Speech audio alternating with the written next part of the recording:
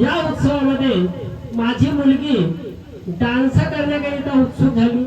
माझी मनाई होती, आपण एका भगवंताचे सेवक, तो अनेकाचा उत्सव आहे, आपल्याला डान्स करायला जमत नाही, तरी पण तिने दुसऱ्या मुलींची संगत घेऊन डान्स करण्याचा प्रयत्न केला, डान्स केला।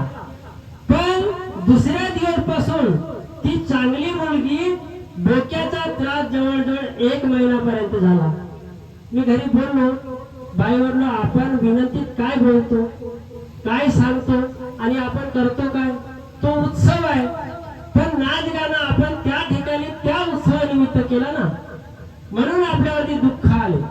तर काही दिवसाच्या नंतर जेव्हा आमच्या लक्षात आली की नाही, असं होऊ शकते का आपण जे कार्य केला, जे नाचगाणं केला, हे आपल्या चुकीचे आहे।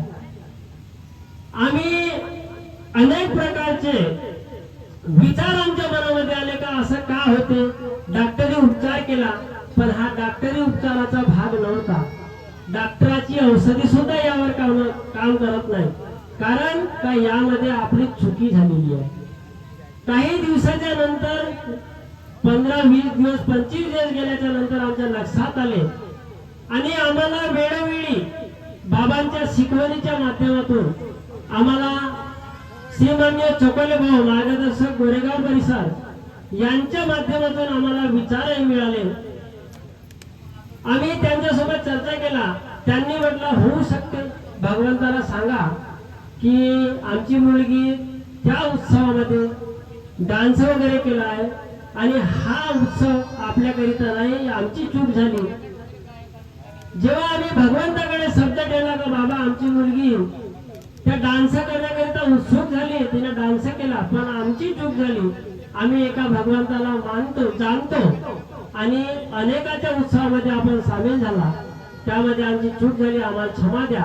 आणि या मुलीचा जो त्रास आहे डोक्याचा, हा डोक्याचा त्रास संपूर्ण आराम झाला पाहिजे, असा जेव्हा शब्द भगवंताला सांगितला आणि त्याच्यानंतर त्या मुलीचा डोका दुखणं आराम झाला।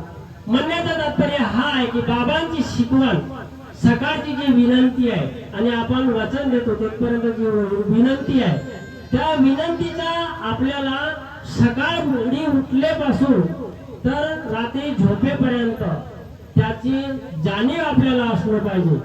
नाहीतर कसं आहे, आपण विनंती पुरता म्हणतो, पण विनंती झाली की आपल्या मनामध्ये अनेक विचार येतात, अनेक पुढे भाग पडतो, आपण भगवत कार्याला सोडतो आणि आपल्या रिश्तेदाराला जोडतो।